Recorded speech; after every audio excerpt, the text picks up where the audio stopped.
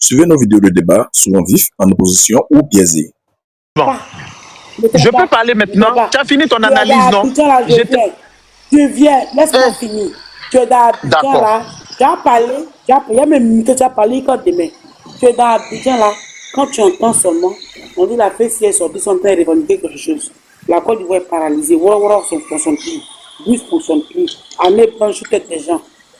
Ça c'est le travail de fait ici dans Abidjan. Une fois qu'ils sont fâchés, ils se prenaient pour des dieux dans Abidjan là. Et puis ils étaient politisés. Sous Babo, trop politisé. Pourquoi Ado a supprimé ça? C'est des instruments qu'on peut utiliser facilement. Politiquement, ces gens qu'on peut utiliser facilement. S'ils sont là-bas, qu'ils ont faim, ils ont là, ils n'ont pas les moyens, ils vont aller faire les choses qu'on leur demande. Ils vont les faire. Ils servent à quoi? Toute l'atrocité en Côte d'Ivoire, ça fait si. Je dis encore 1000 merci à Ado. C'est mon dernier mot. Puis, mon micro, tu as parlé qu'à demain. Je dis que, et je répète, merci à Ado d'avoir dissous la fin. Donc, comment tu es venu faire après là? Moi, il y a marché, les petits, les crèches militaires passés par Bridi. Donc, un petit Bassam, pour aller à Goza pour pouvoir aller au Ghana. Il ne peut pas oublier. Une femme a couché, son bébé est mort dans la voiture à côté de moi. Il est oublié. Le jour a fait, s'il a fermé tout pour brûler là. Fumé partout. On lui, c'est quoi? On lui fait s'il répondit. C'est quoi? Ado ne veut pas ça. Il dit, il ne veut pas de ça. On dit que c'est de revendiquer. Mais on va d'aller faire de la violence et puis pour que les gens meurent. Il dit merci encore à d'autres. Il a fini de parler. Sortez là-bas après. Merci Nina. Merci de m'avoir donné la parole. Écoute bien. Tous ces étudiants dont tu parles là, nos étudiants en Côte d'Ivoire, l'université de Côte d'Ivoire, c'est notre patrimoine, c'est notre avenir. Il faut bien écouter ce que je te dis. Tous ceux qui sortent de l'école là-bas, là, c'est des gens sur qui la Côte d'Ivoire compte pour aller de l'avant demain.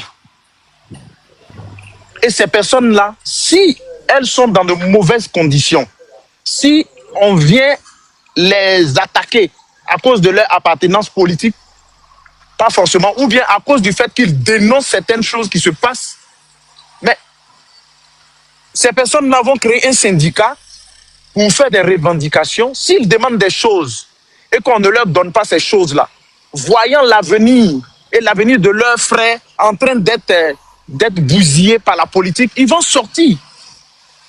Ils vont sortir. Et moi, je suis pour le fait que les gens sortent. Même si c'est pour paralyser le pays pour 1 jour, 2 jours. Je suis contre les cassures. Je suis contre la violence. Mais sortir pour marcher, pour revendiquer. Mais c'est le but, paralyser le pays d'abord, pour que l'économie ne fonctionne pas, pour que rien ne fonctionne. Les gens sortaient à main nue au préalable pour pouvoir revendiquer. La violence est rentrée quand ils ont vu que les gens du gouvernement envoyaient des loupards, envoyaient des microbes, envoyaient des machettes pour les mater. Les gens ont vu qu'il fallait se défendre contre ces personnes-là. Et puis en plus de ça, quand Gbagbo est arrivé au pouvoir, on a construit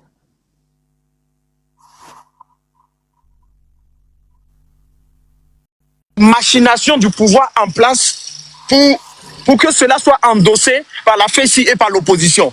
Voilà pourquoi Gbagbo allait en prison. Est-ce qu'on a vu une machette dans la main de Gbagbo? Jamais. Est-ce qu'on a vu, pendant la marche là, de 92 là, est-ce qu'on a vu Simone Gbagbo et ses enfants avec des boudins et des bois? Jamais. Donc, ils ont cassé les bus là avec quoi? C'est après enquête, au moment où Gbagbo est venu au pouvoir, ils ont su par là que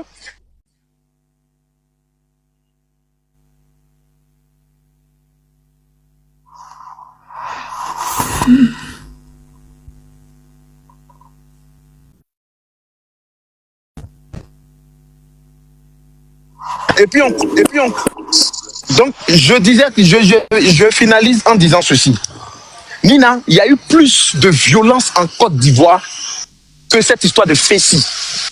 C'est pour cette raison, comme la FECI est importante là, et la FECI est légale, le système de la FECI là s'est installé dans tous les pays, presque au monde, en France, au Sénégal, partout.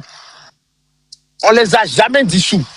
Souvent, il y a des marches où les gens sortent et puis on dit il y a eu telle chose brûlée, mais on ne les a jamais dissous. Pourquoi quand Alassane Ouattara est arrivé au pouvoir net, il n'a pas dissous la FECI? Il a fait 15 ans, c'est récemment qu'il a dissous la FECI. C'est parce qu'il voulait lui aussi utiliser cette même FECI-là à sa cause.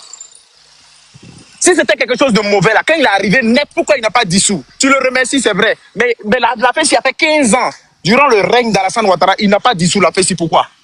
Parce que ce n'est pas un mouvement de violence à la base. Donc, sur ça, là, il ne faut pas tirer une conclusion nette pour dire Dieu merci, il a dissous la FESI. C'est pénalisant pour les Ivoiriens. Qu'est-ce qui sera maintenant le porte-voix des étudiants? Qu'est-ce qui sera maintenant le porte-voix de la population? La FESI faisait ce travail-là. Parce que l'avenir de nos élèves, l'avenir de nos enfants sont en danger. Et dissoudre la FESI, c'est museler les élèves et c'est faire peur aux autres élèves pour dire que ne réfléchissez plus ce que le gouvernement vous dit là. Vous avalez comme ça. On est dans le système du parti unique, on peut dire. Et ça, c'est très dangereux pour nous. Maintenant, la rébellion de la Côte d'Ivoire, comme tu veux parler de violence, moi je te dis quelque chose. Moi j'ai marché de Vavois à Daloa. On a fait 2 jours de marche à cause de la rébellion. Et sur cette route-là, je sais quels gens que j'ai perdus à cause de la rébellion, personnellement. Des amis que j'ai perdus à cause de la rébellion. Et ces mêmes rebelles en question là, ils travaillent aujourd'hui dans le gouvernement. Ils sont avec Alassane Ouattara. On ne les a pas poursuivis. Il n'y a pas à faire ils ont été dissous, ils n'ont pas désarmé, rien. C'est-à-dire si les gars là se lèvent, ils sont fâchés, aujourd'hui où on parle là, ils vont prendre les armes, ils vont encore paralyser le pays. Parce qu'ils ne sont pas désarmés. Parce que c'est la même mentalité qui demeure. Parce qu'ils sont fiers de ce qu'ils ont fait dans le passé. Ils se disent que c'est parce que on a fait ce travail-là que nous, aujourd'hui, on mange. Ils ne sont pas inquiétés. Donc, quand on est dans un pays où on ne sait pas faire la page, toi, tu vas comparer FESI et puis la rébellion. Tu peux comprendre les dégâts. Il y a eu des millions de morts en Côte d'Ivoire. La FESI a tué combien de personnes en Côte d'Ivoire ici? La rébellion a fait des millions de morts, appauvri des millions de personnes qui ont laissé leurs maisons, leurs biens. Aujourd'hui, ils ne peuvent même pas les récupérer dans le nord, dans le centre du pays. Même à Abidjan, d'autres ont perdu leurs maisons, d'autres ont perdu leurs pères, d'autres sont devenus orphelins à cause de cette rébellion. Et vous ne voulez pas qu'on en parle, qu'ils ont été amnistiés. Ils ont été amnistiés comment? C'est faux. Alassane Ouattara a promis que quand il sera au pouvoir, il allait enquêter sur la rébellion et il allait faire justice. Il a dit ça en 2010. Il est venu au pouvoir, ça fait 15 ans. Aucun d'entre eux n'a été inquiété. C'est ça le vrai discours que tu dois avoir, Nina. Tu ne dois pas te baser sur les futilités de la FESI a été dissoute. Moi, j'ai marché 1 kilomètre. Ça, c'est petit devant la souffrance que les Ivoiriens vivent actuellement. C'est petit devant la souffrance que d'autres familles vivent actuellement. Tu sais la torture que le monsieur-là a vécu jusqu'à ce qu'il cède, jusqu'à ce qu'il meure, Alino Faso en question. Il y a des gens qui souffrent, même en Côte d'Ivoire, à l'extérieur du pays, les gens souffrent à cause de l'injustice et de l'impunité en Côte d'Ivoire. Moi, je dénonce cette injustice-là. Il ne faut pas prendre les choses à titre personnel. Il y a des gens qui t'ont fait du mal, ils sont en Côte d'Ivoire là-bas. Il y a des gens aussi qui m'ont fait du mal, ils sont en Côte d'Ivoire là-bas.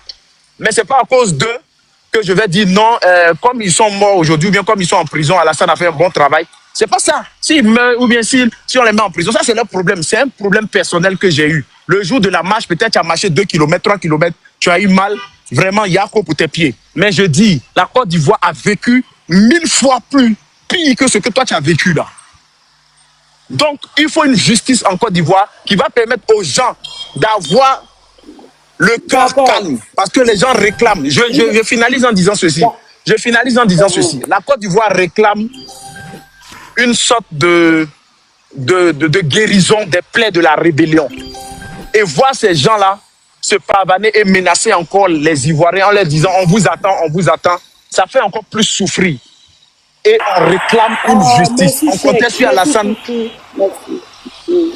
On réclamait à ce que le président Alassane fasse la lumière sur cette histoire. Mais comme il ne veut pas faire la lumière, peut-être que ce que les gens disent en disant que c'est lui qui était derrière la rébellion, peut-être que c'est vrai.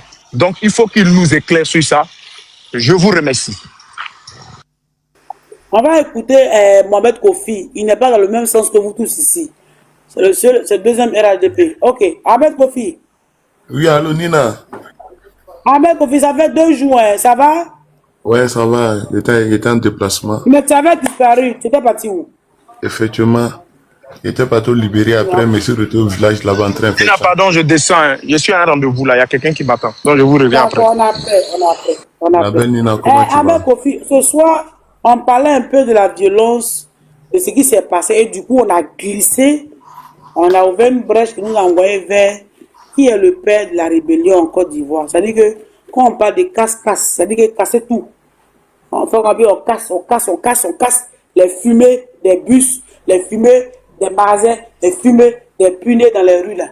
Violence politique là, c'est qui en Côte d'Ivoire? C'est ça qu'on parle le soir là. Vraiment, merci pour ta question. Voyez-vous, il y a des personnes qui prennent plaisir à toujours tromper la vigilance des gens. Ici, tantôt que ça les arrange, on soutient. Tantôt que ça les arrange pas, on dénonce. Moi, j'ai suivi tout à l'heure l'intervention de Nina. Je ne sais pas à quoi servait tout le discours que combattant ou bien quoi était en train de faire. Voilà une dame comme Nina qui est en train de dire effectivement la souffrance qu'elle a vécue suite aux différents marches organisées par la FESI. Aujourd'hui, la FESI, c'est pas une identité nouvelle ici en Côte d'Ivoire. Voilà. La FESI a été toujours une organisation négative.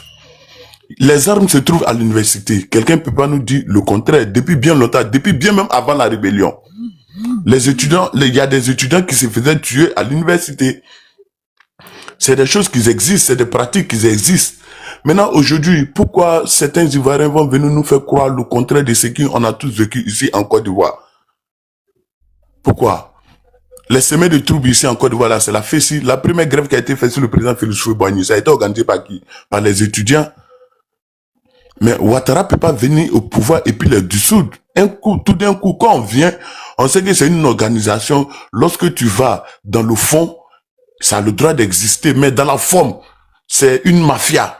Donc, au fur et à mesure, le gouvernement a vu que vraiment que l'organisation là, ça commence à être un danger. Donc, ils ont pris l'initiative de dissoudre. Voilà, moi, je ne vois pas de problème à cela. Maintenant, aller dans la rébellion, ça c'est un autre débat. Parce qu'aujourd'hui, la personne qui s'est portée comme le responsable de la rébellion est carrément en désaccord avec le président en exercice. Il y a des questions qu'on doit se poser. Et votre mentor, que vous appelez le président Laurent Gbagbo, nous tous, on est témoins ici en 2010. Lors d'un meeting du président Laurent Gbagbo, il nous a dit que Ouattara était le père de la rébellion, que lors de les face à face là, il va nous apporter tous les preuves. Mais lors de les face à face là, on n'a rien vu, Nina. On n'a rien vu. Gbagbo n'a pas apporté de preuves. En tant qu'un chef d'État, tu dois assurer la sécurité de toute la Côte d'Ivoire. Tu nous dis que Ouattara est le responsable de la rébellion. Mais Gbagbo nous a pris sur des mots que non, que en 1999, tu as dit que lorsque tu frapperais ce pouvoir moribond, elle va tomber. Tu as dit que lorsque tu as dit que tu rendrais mon gouvernement ingouvernable. C'est juste des paroles comme ça que Gbagbo est venu nous dire. Mais lorsqu'on parle à faire des preuves, mais un chef d'État qui dit qu'il doit apporter des preuves démontrant que le président Ouattara est le responsable de la rébellion, ça ne doit pas s'arrêter jusqu'à Allah. Tu vois? Donc, on a qu'à comprendre les choses qu'aujourd'hui, où la Côte d'Ivoire est actuellement, les gens n'ont qu'à laisser la haine, c'est vrai. Il y a des personnes jusqu'à aujourd'hui là, ils sont haineux. Pendant les 15 ans de Ouattara là, ils souffrent pendant ces 15 ans. Peu importe ce que Ouattara va faire pour la Côte d'Ivoire, ils vont jamais reconnaître. Peu importe ce que Ouattara va faire pour la Côte d'Ivoire, ils vont jamais reconnaître. Mais de toute façon, c'est pas quelque chose qui est caché. Nous tous, on voit. Parce que le devoir d'un chef d'État, c'est la sécurité de son État. Et Ouattara l'a démontré qu'il est capable. Et il est en train de toujours nous démontrer encore qu'il est capable. Mais avec Gbagbo, ça n'a pas été. En seulement que 2 ans, on est tombé dans le chaos. D'ici, vous allez partir chercher le responsable de la rébellion partout là. Le chef d'État qui était là, qui devrait assurer la sécurité des Ivoiriens là, quelle a été son action vis-à-vis de la rébellion? C'est des questions qu'on se pose. Est-ce qu'il n'a pas été averti? Il a été averti, soit Gbagbo soit franc avec les Ivoiriens en nous disant que non, j'ai pas été capable d'assurer votre sécurité. Là, il y a des questions là, il y a un débat. Il y a un débat. Aujourd'hui, là, vous faites comme si peut-être que c'est d'un commun accord que la rébellion existait en Côte d'Ivoire. Non, c'est pas d'un commun accord. Voilà, c'est-à-dire que nous tous, ici en Côte d'Ivoire, on est tous Ivoiriens. Il y a un groupe de personnes qui se sont organisées pour faire le mouvement. Est-ce que tu comprends? Bleu Goudé, élève de Gbagbo. Serogum, élève de Gbagbo. Ouattara n'a jamais fait université avec eux. Ouattara n'a jamais fait université avec eux. Même que tous ceux qui ont organisé la rébellion, ils étaient dans l'armée de Côte d'Ivoire avant Ouattara. Pendant que Ouattara n'était pas en Côte d'Ivoire, ils étaient là. Qu'est-ce qui n'a pas marché? Le général Gueye, il en fait partie des acteurs. Mais aujourd'hui, le général Gueye, en tant que chef d'État de Côte d'Ivoire, même sa mort, personne n'est pas la fait de ça. Parce que le général Gueye ne fait pas partie des personnalités les plus influentes de la Côte d'Ivoire, comme Ouattara et Gbagbo. Mais il a été abattu. Abattu par qui? Personne n'est pas dit ça. Qu'est-ce que ça veut nous emmerder avec les rébellions? Mais le général Gueye, il y a des gens qui l'ont tué. Qui l'a tué? Ou bien il n'est pas ivoirien, ou bien vous qui parlez ici pour défendre le cas de Gbagbo là, général Gueye, c'est pas un ivoirien au même titre que Gbagbo, ou bien lui son cas là, ça doit pas être défendu. Pourquoi vous ne parlez pas à faire de ça? Toujours vous nous ramenez derrière, vous nous ramenez derrière. Tu peux regarder quel ivoirien dans ses yeux pour lui dire que c'est une organisation qui est positive pour l'enseignement ici en Côte d'Ivoire. C'est négatif. Les Sourkou très à l'université là, les gars portaient des armes. Comment tu peux venir dire des contre-vérités ici? Aïe, comment tu peux venir nous dire des contre-vérités ici? Gbagbo était à la CPI. Il a été libéré. Mais à la CPI où Gbagbo a été libéré, là, pourquoi ils sont venus chercher Gbagbo? Ils sont pas venus chercher ceux qui trouvent que non, qu'ils étaient les responsables de la rébellion. Parce que vous trouvez que la justice, c'est des justices qui sont, comment on appelle ça, crédibles. Mais ils n'ont qu'à venir les chercher les responsables. Vous venez en train de s'aimer la pagaille sur les réseaux sociaux. Moi, ce que moi, je vais vous dire ici, on n'a qu'à faire preuve de maturité. Voilà, aujourd'hui, où on est là, le 2 heures d'ici en Côte d'Ivoire, personne ne veut. Vos candidats que vous êtes en train de faire leur parlable, les gars proposent quoi aux Ivoiriens? Depuis que Gbagbo a quitté la CPI, ils proposent quoi? Qu'est-ce qu'il peut faire pour les Ivoiriens? Qu'est-ce qu'il va faire? Donc arrêtez de nous ramener toujours en arrière. Ça là, c'est passé. Génération de c'est passé. Maintenant là, c'est la génération consciente. Si Ouattara dit qu'il peut, que vous dites qu'il ne peut pas là, envoyez celui que vous dites qu'il peut, et puis ce qu'il peut faire pour nous, il nous dit, il nous propose. Nous tous là, moi-même là, ça peut me convaincre parce que moi-même Ouattara, même depuis même les affaires, c'est chaud. Avant Ouattara, là, mes activités prospéraient que maintenant, mais il y a une réalité qui est là. C'est le pays ou bien c'est nous. Si on dit que c'est nous, chacun veut regarder sa petite personne là, il y a un problème. Mais quand on veut regarder l'avenir du pays là, mon frère, 15 ans de gouvernance, sans qu'un jour la vie d'un Ivoirien soit mise en danger, ça a félicité. Gbagbo seulement en 2 ans, on avait 10 ans de guerre. Donc vous venez vous proposer quoi? Dites-nous ce que Gbagbo vous a dit. Qu'est-ce que vous motive à suivre Gbagbo? Gbagbo propose quoi? Présentez ça aux Ivoiriens. Ce que Gbagbo propose, dites ça aux Ivoiriens. Parce que Ouattara a des failles. D'ici vous êtes resté toujours en train de parler de rébellion là, c'est failles, il a parlé de ça. Parce qu'il n'a pas réussi partout, on est bien conscient qu'il n'a pas réussi partout. Là où il n'a pas réussi, il peut y avoir débat. S'ils doivent s'améliorer, ils vont s'améliorer. S'ils ne doivent pas s'améliorer, la personne qui peut faire mieux, il n'a qu'à venir dire aux Ivoiriens comment il peut faire pour faire mieux. Les débats de sous-quartier qui étaient rébellion, il y a des cas des miliciens. Les miliciens là, ils ont été armés par qui? Ou bien les miliciens dans les rues d'Abidjan, ils n'étaient pas armés. Ils étaient armés, bien sûr, ils étaient armés. Les Magui, le Toga, le groupe là. Est-ce que c'était encore habillé? Magui le Toga, est-ce que c'était encore habillé? Mais est-ce que quelqu'un a dit le nom de Magui le Toga ici? Que Magui le Toga et sa bande là, qu'on doit faire justice. Mais ils ont tué des Ivoiriens ici à Abidjan, non? Est-ce que Magui le Toga et sa bande là, ils n'ont pas tué des Ivoiriens ici à Abidjan? Est-ce que les étudiants qui n'en faisaient pas partie? Donc, vous parlez d'affaires de Côte d'Ivoire, la partie qui vous arrange, c'est ce que vous prenez. La partie qui ne vous arrange pas, vous faites comme si ça n'a jamais existé. Mais il y a des cas qui ont existé. Si on va aller dans les archives, là, on va pas quitter ici aujourd'hui. On parle de l'avenir du pays. Aujourd'hui, là, avec les pays qui ont fait frontière, on est menacé par ces pays-là. Avec même le soutien de d'autres parmi vous. Avec le soutien même de d'autres parmi vous. Hein? Est-ce que vous savez comment la politique ça se passe? Vous ne connaissez pas comment la politique se passe. Chacun vient parler. Ces pays-là, vous ne savez pas de quoi avoir des droits de veto là-bas. Tant qu'il y a l'insécurité dans ces pays-là, nos droits de veto sont menacés dans ces pays-là. Mais le chef d'État a le plein droit de se mêler de leur politique. Est-ce que les autres ne se mêlent pas de leur politique? Ou bien la guerre qui se passe en Ukraine, là, les autres pays-là ne s'en mêlent pas? Vous êtes là toujours en train de vous parler pour parler, proposer quelque chose aux Ivoiriens. Gbagbo dit quoi? Il peut faire quoi pour les Ivoiriens? Ou bien son parti là, eux proposent quoi aux Ivoiriens? Au PDC là, vous proposez quoi aux Ivoiriens? Qu'est-ce que Ouattara n'a pas pu faire que vous pouvez faire mieux? Venez nous proposer. Laissez les débats de la guerre. La guerre, ça fait 15 ans, on n'est plus là-bas. Gbagbo même a admissé les gens. Gbagbo même il est parti à la CPI, il a fait 9 ans, ils l'ont laissé rentrer au pays. Aujourd'hui là, on est là, nous tous. Vous proposez quoi? Arrêtez de nous emmerder. Arrêtez de nous emmerder. Venez avec des propositions. Venez avec des propositions. Là, maintenant, là, ensemble, on va dire que là, vous avez raison. Comment on peut mettre pression sur les autorités pour qu'ils puissent, pour qu'ils puissent régler ces cas-là. On va avancer. Vous voulez sortir, vous voulez mélanger. Sortez, mélangez. On vous attend. Est-ce que vous êtes des enfants? Vous restez là-bas pour parler. Venez, vous avez venir mélanger le pays quand on est dedans. Vous pensez que nous autres, on est en train de prendre défense de Ouattara ici. C'est parce que ce pays-là nous arrange trop. C'est chose nous tous. Les mêmes factures qui vont chez tout le monde, ça vient chez nous tous. Mais regardons ensemble dans l'avenir. Ouattara, là, c'est pas 5 ans. Après 5 ans, il ne peut plus rien faire encore. Donc, pensons après 5 ans. On a qu'à D'accord, dépasser merci ça. Kofi. D'accord, faut chuter. Merci Kofi.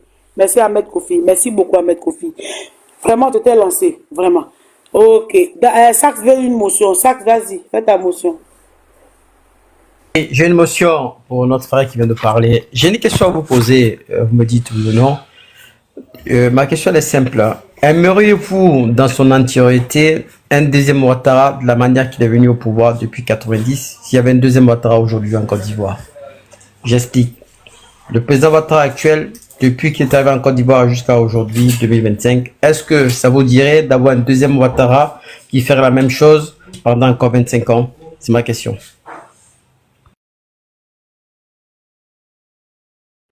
Pendant les 5 ans qui restent, bien sûr oui, bien sûr que oui, pendant les 5 ans qui restent.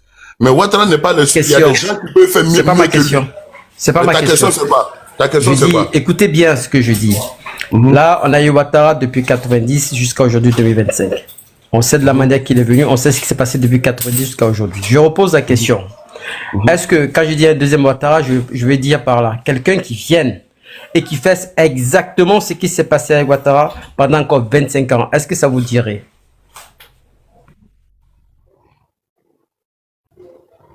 Bien sûr que oui. Donc vous êtes d'accord qu'il y a une rébellion en 99, qu'il y a une rébellion dans 5 ans, qu'il y a une rébellion encore dans 10 ans. Donc ce que vous dites, il n'y a pas de sens alors. Parce la que... rébellion, la rébellion, est-ce que c'est lui le propriétaire de la rébellion? Non, monsieur, vous avez répondu à la question. Vous avez dit oui. Je vous dis. Bien sûr. La J'ai dit personne oui. qui va. J'ai dit oui et je t'attends sur le débat où tu veux me faire, où tu vas me démontrer. Alors je vais te le dire. Ce que je suis en train de te dire, c'est qu'une personne qui va venir au pouvoir, qui va procéder exactement comme le président Alassane Ouattara, c'est-à-dire comme Laurent Dola Fologo l'a dit, qu'il a tenté une rébellion, je dirais un coup d'État constitutionnel. C'est factuel, c'est documenté. C'est-à-dire que quelqu'un qui va venir, aujourd'hui Ouattara est au pouvoir, mais qui va faire exactement ce qu'il a fait lui aussi, c'est-à-dire tenter un coup d'État constitutionnel. Vous dites que vous en voulez un autre, ok. Qui va aussi tenter aussi de faire ce qu'on appelle de pouvoir prendre le pouvoir par la force. Et arriver au Ouattara n'a jamais pris le pouvoir par la force, ça, frère. c'est votre analyse, monsieur. Il n'a jamais pris le pouvoir par la force. Et il est en train de toujours démontrer. Il n'a jamais pris le pouvoir par la force. Monsieur, c'est votre analyse. Il n'a jamais pris le pouvoir par la force. Les élections ont été organisées par un président en exercice qui est le président. Monsieur, c'est votre lecture. Vous faites ce qu'on appelle une sélection vous faites une sélectivité mémorielle. C'est faux. Les élections ont été organisées par un président qui s'appelle Laurent Gbagbo. Une seule question. Laurent Dola Fologo est un menteur, oui ou non? Laurent Dola Fologo, c'est un politicien. Non, je pose une question simple. Ce qu'il a dit, qui est factuel, qui est documenté, qui passe sur toute la chaîne de télévision, est-ce que c'est un menteur? C'est un politicien. Non, c'est pas une réponse. C'est un menteur ou pas? Bien sûr que c'est une réponse.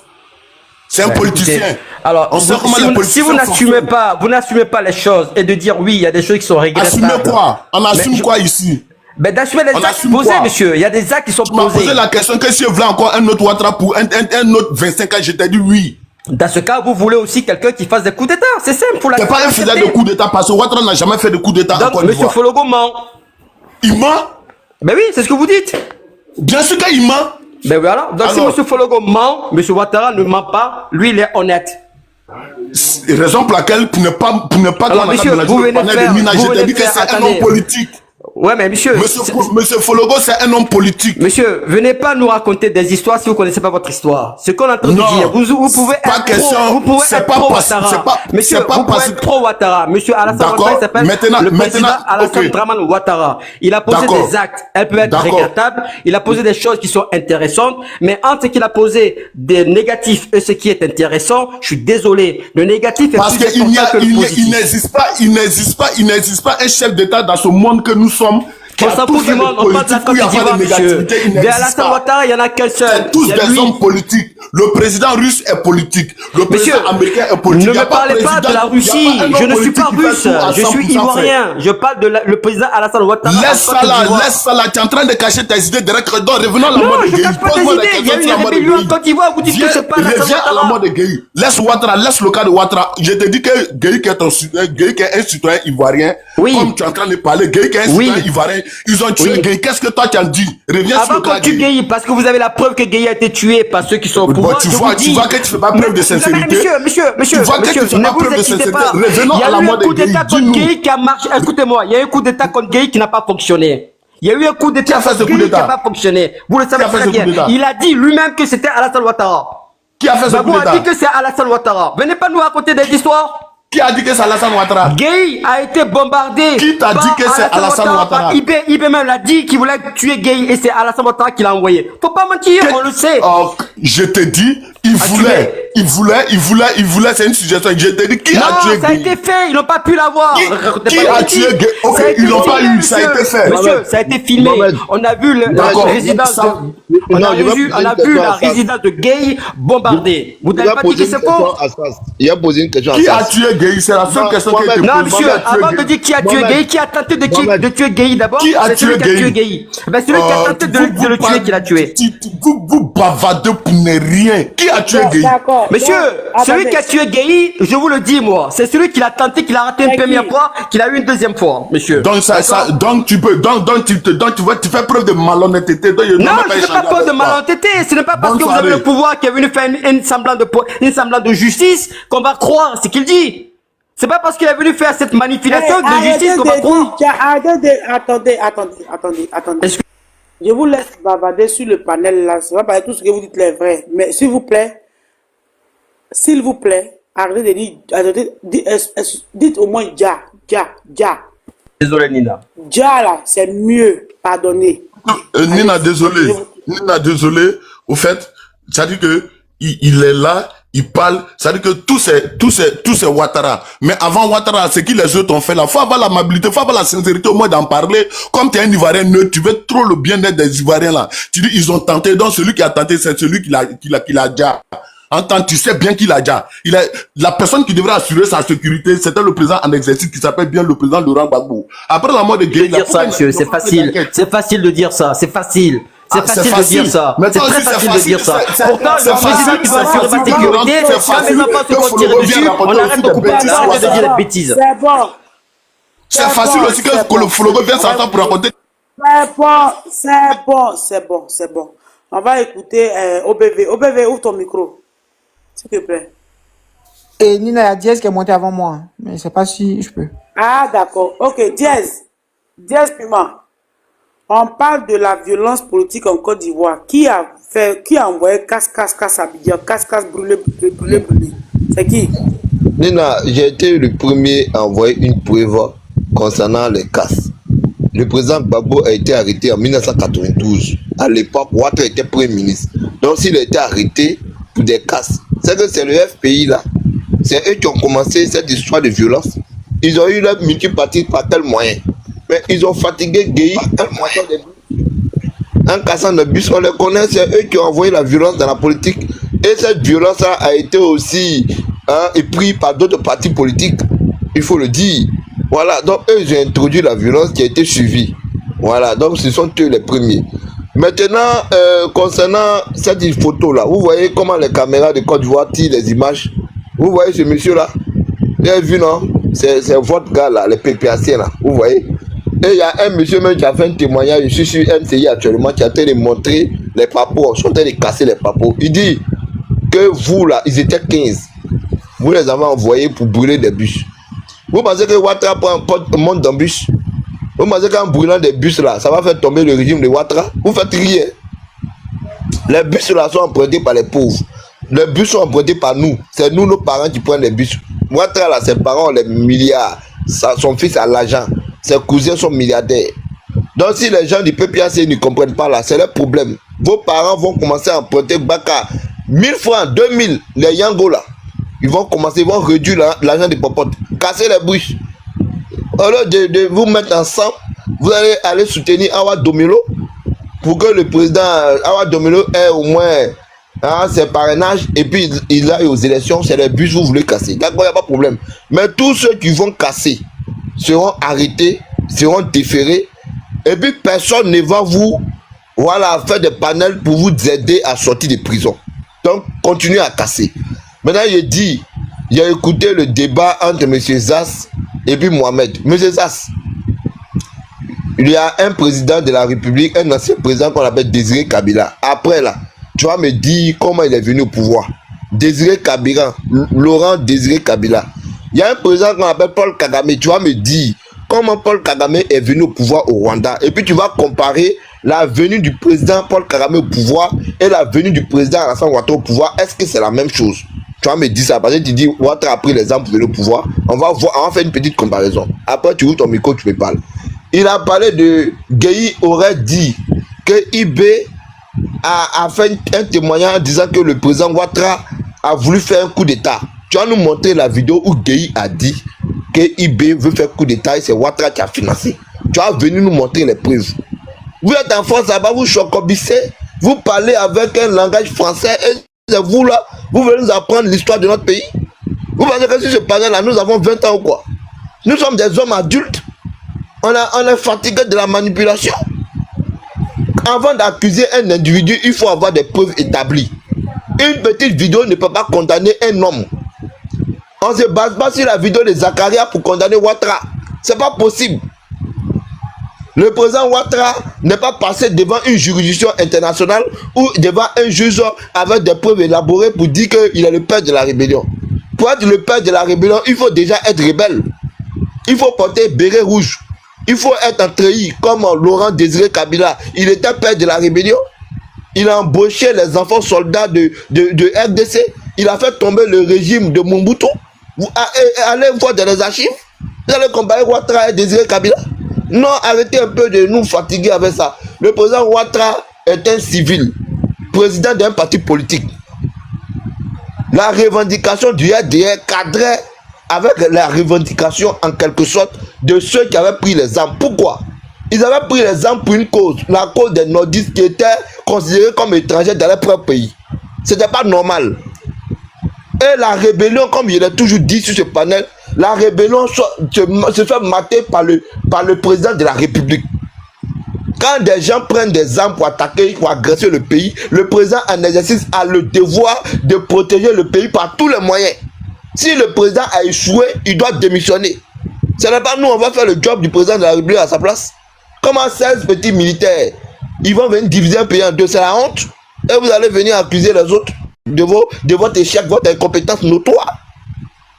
Je dis et je répète, le président Ouattara a déjoué 19 coups d'État. Qui dit mieux? Il pouvait dire non, que oui, hein, les gars ont attaqué ou bien les gens ont attaqué, oui, venez se victimiser. Mais il n'est pas comme ça. Il n'est pas comme ça. Faites comme nous. Si aujourd'hui le pouvoir est en sécurité, en paix, c'est parce qu'on a un président fort, un président compétent. On n'a pas un président incompétent qui met la faute sur les autres. C'est comme les sorciers, ils finissent de manger un individu et puis ils viennent dire oh, on m'a manipulé en sorcellerie. Vous êtes toujours la même chose. La rébellion, c'est tout ce que vous avez comme débat politique. C'est un dossier clos. Vous n'avez pas pu mater la rébellion, taisez-vous. Et puis laissez le RADP gérer le pays et vous montrer comment on mate une rébellion. Alors quand on est nul, on apprend à quand même à être mieux loti par ceux qui sont excellents dans un domaine. Voilà, donc je tenais à dire cela. Et je dis que les élections de Côte d'Ivoire vont bien se passer. Je prie Dieu que tout se passe sans violence. Parce que nous avons un pays et le pays appartient à tous les Ivoiriens et on doit protéger ce pays-là. Il ne faudrait pas que voilà, ce pays-là tombe dans la décence et dans la décadence. Ce n'est pas normal. On a un seul pays. Toujours on fait des panels, vous êtes dans les discours guerriers, vous êtes là pour dire Ouattara, les gens vont brûler des bus actuellement là. Ceux qui ont été arrêtés seront au bâtiment C. Vous connaissez la prison qu'ils vont vivre, vous connaissez le sort, ils vont rester là-bas pendant au moins 2 ans. Donc, arrêtez d'écouter les hommes politiques pour mettre la vie des autres en danger. Qu'est-ce que le président Gbagbo peut changer dans votre vie? Tant que vous ne vous levez pas pour travailler, vous n'aurez rien. Donc, je tiens d'abord à vous le dire, il est important que vous sachiez où mettre les pieds. Moi, j'ai ma carte d'électeur, je me suis fait enrôler et je vais voter. Maintenant, si vous là, vous ne voulez pas aller voter, vous voulez aller brûler des bus, vous serez arrêté, on va vous introduire au bâtiment C. Le président Ouattara vient de construire une autre prison à Kogo. J'ai vu la prison, moi-même j'ai vu la prison. C'est pas musulman, hein. Et puis là-bas, là, c'est 45 degrés. Bon, merci beaucoup.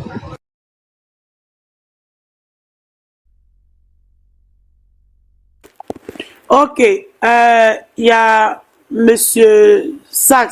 Je voulais réagir avant que je passe la parole là. Obé veut dire qu'il est occupé. Sachs, t'as pris ses Oui, je paroles. suis Oui, occupé avec Nina. seulement Jazz avant moi. Nina, sinon, je suis pas occupé. Bonsoir à tous, bonsoir Das, bonsoir à tous. Non, Nina, il n'y a pas grand chose à dire en fait, parce que vous savez, il est responsable de ce qu'il entend par rapport à ce que je dis en fait, parce que c'est très difficile d'expliquer aux gens. Sachs, Oui. mathématique du soir, ça là. Ouais. Regarde, tu vois ce qu'il y a ici, le panel là. C'est qu'il est responsable de la violence politique en Côte d'Ivoire. Ok. La question elle est très bien posée, Nina. Parce que le problème, c'est toujours pareil. C'est-à-dire qu'il y en a des gens, ils ne savent pas, ils restent arc-boutés si c'est qu'ils ont compris, si c'est qu'on leur a raconté avec cette manipulation, sans toutefois aller prendre, c'est-à-dire des faits qui sont avérés, écrits et je dirais diffusés, pour avoir ce qu'on appelle les avis des personnes qui sont impartiaux. Voilà, c'est ça qui est important. Ils prennent leur avis de partisans et viennent nous raconter ça tous les jours en nous racontant des histoires. La violence politique en Côte d'Ivoire, Nina, elle a été apportée par Alassane Ouattara. Parce que quand on parle de violence politique, vous savez, Nina, la violence, ce n'est pas juste une expression, je dirais, d'armes. Ça peut être la parole, ça peut être le comportement, ça peut être l'intention. Vous savez, il y a l'intention qui est importante aussi dans une justice. Et ça, on vient nous raconter, parce que ça, il faut avoir une certaine instruction pour comprendre ces choses-là. Et celui qui amène la violence en Côte d'Ivoire, c'est le président Alassane Ouattara. Déjà, le fait d'amener une carte de séjour en Côte d'Ivoire, quelque chose qui n'a jamais existé, c'est une violence pour la communauté africaine.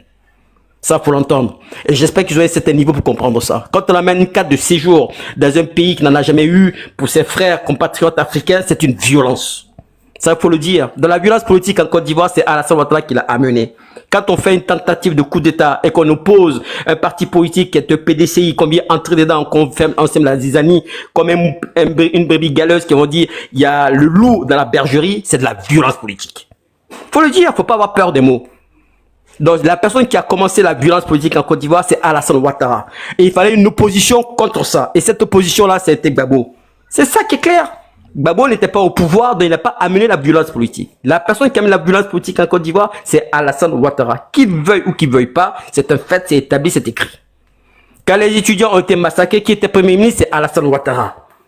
La violence politique, c'est Alassane Ouattara en Côte d'Ivoire qui a été amenée. Quand les gens du Guébier ont été déjà, qui est-ce qui était au pouvoir? Président Oufoué, qui était Premier ministre? Alassane Ouattara. Donc, qui amène la violence politique en Côte d'Ivoire? C'est Alassane Ouattara. Est-ce que ça devrait continuer? Non. Donc, les questions, quand on les pose, il faut avoir le courage de l'accepter. Est-ce que ça peut évoluer? Oui. Est-ce que ça continue aujourd'hui? Oui.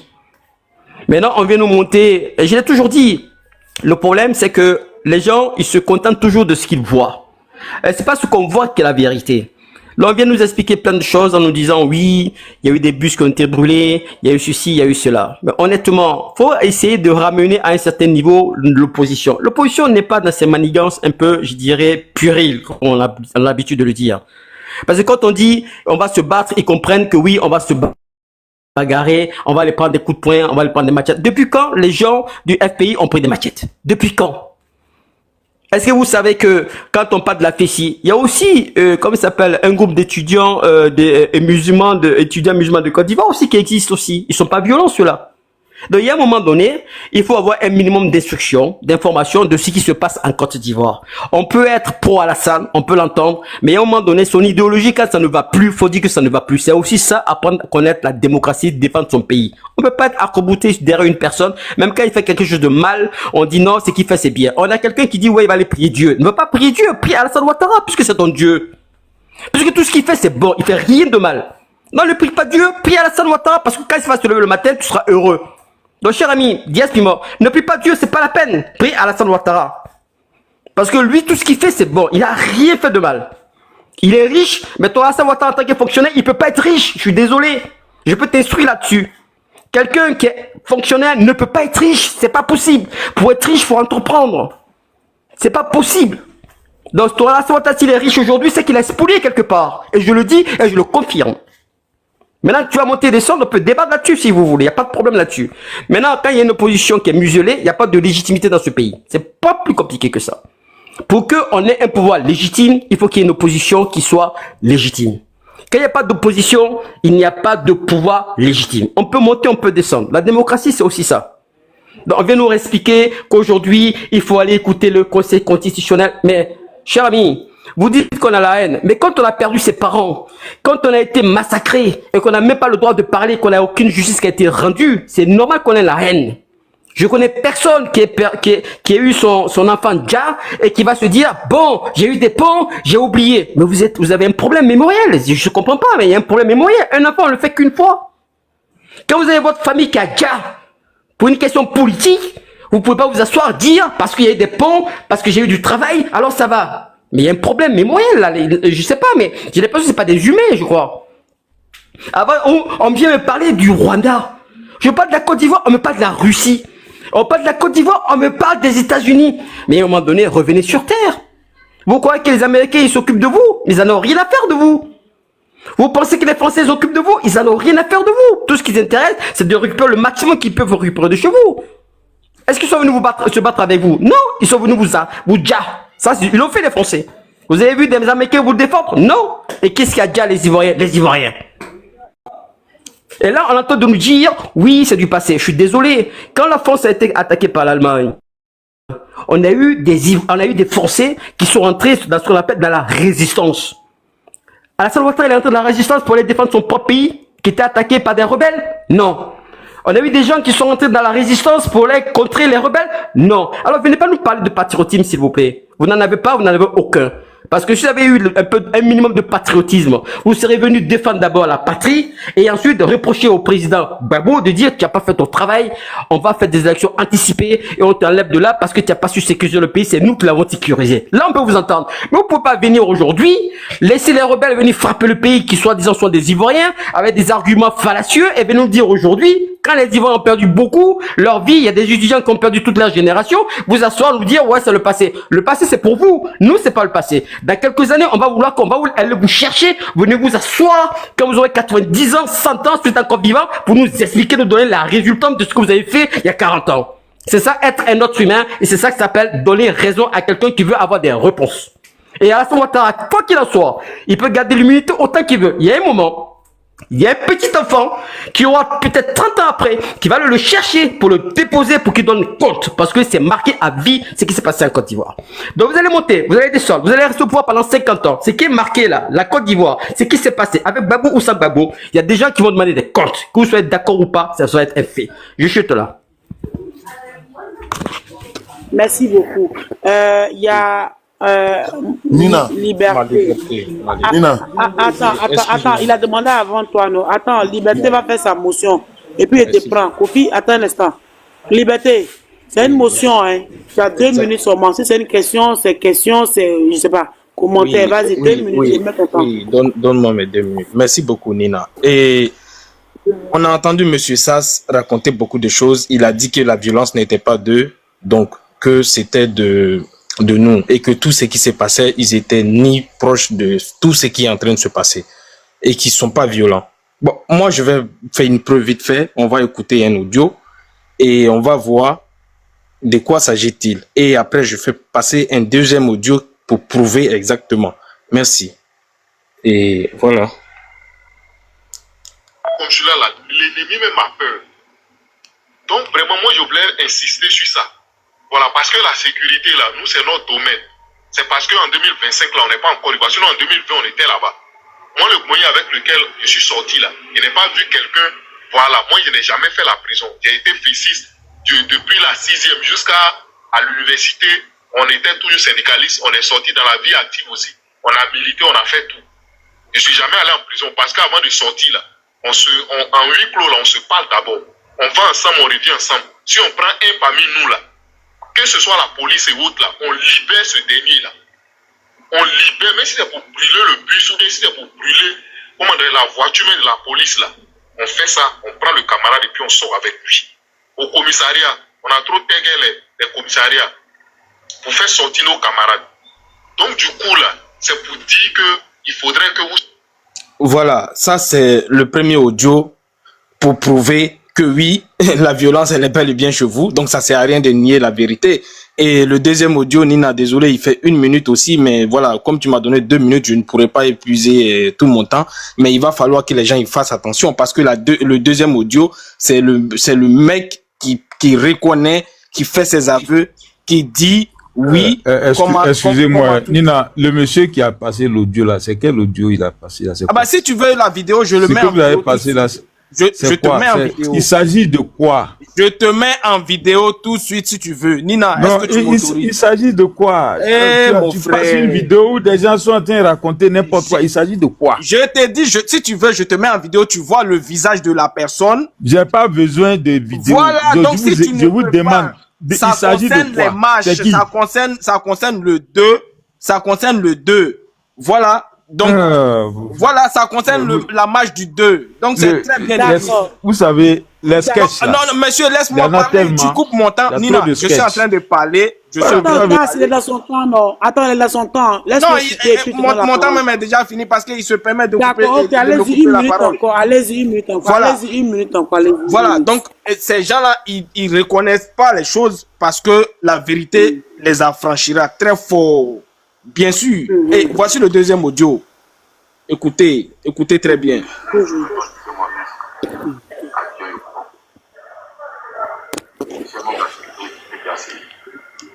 À la nuit des candidats samedi, avec une quinzaine de personnes au maximum, nous avons perpétré les troupes au niveau de Senga jusqu'au niveau bureau. C'est donc au niveau bureau que nous avons fait du vandalisme sur le bus et cassé la voiture des policiers. La mission a été coordonnée par Eric Gogo, suivi de Soyake, avec les différents états-majors, moi-même présent, Zoenza, et c'était le juif, Loko Amel, Loba. C'est en cela que nous avons continué notre route et que nous avons... Voilà, je serai respectueux parce que comme mon temps est fini, je vais pas épuiser tout et je vais pas déranger Nina. Mais il va falloir venir avec les preuves pour ne pas reconnaître parce que ça là c'est des vidéos. Je le mets juste en audio pour voir si vous allez nier. Si vous niez, je vais faire sortir même la tête de la personne qui est en train de reconnaître devant tout le monde qu'il est derrière ça et il travaille au compte du PPACI. D'accord. Tout à l'heure dans ton temps de parole, tu as me développé. Attends, prends Kofi en 2 minutes et puis on va avancer. S'il te plaît. Nina, tout à l'heure, lorsque ça c'était en train de parler, il a parlé de la mort de Guédier, que c'était Ouattara qui était aux affaires avec le président Félix Houphouët-Boigny. Il va poser une question à Zas. Zas, la mort de Guédier en Côte d'Ivoire, c'était en quelle année?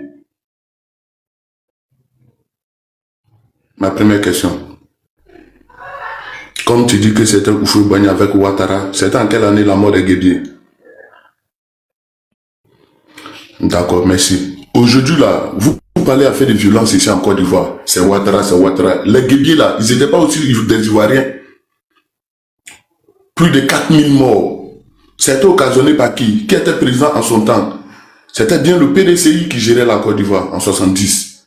La mort des Guédiers en 70, c'est le PDCI qui gérait la Côte d'Ivoire. Ouattara était ministre Félix Houphouët-Boigny en quelle année? Pour que tu viennes nous dire que même la mort des Guédiers, Ouattara avec Félix Houphouët-Boigny. La mort des Guédiers en 70. Ouattara était président de la Côte d'Ivoire en 80, en 90. Tu vois que vous ne faites pas preuve de sincérité, toujours en train de mentir sur les panels pour tromper la vigilance des gens. C'est Ouattara qui a fait venir la violence ici en Côte d'Ivoire. Mais les Guédiers là, n'étaient pas tous des Ivoiriens. Pourquoi vous faites ça? Vous voulez un avenir meilleur pour la Côte d'Ivoire et puis vous voulez forcément vous focaliser sur le mensonge. Tromper les gens parce qu'on n'aime pas Ouattara, on doit le faire porter tous les chapeaux, tous les courants du monde. En 70, Ouattara n'était pas encore aux affaires. En 70, Côte va faire plus de 4000 morts en 70. Mais c'est le PDC qui était au pouvoir. Quand ça, tu viens nous dire que c'est Ouattara avec Houphouët-Boigny. En 70, Ouattara était ministre. Pourquoi vous faites ça? Merci Nina, c'est dans ma motion. Mohamed, il ne fallait pas répondre à la question. Il fallait lui laisser, il va répondre lui-même. D'accord. Merci.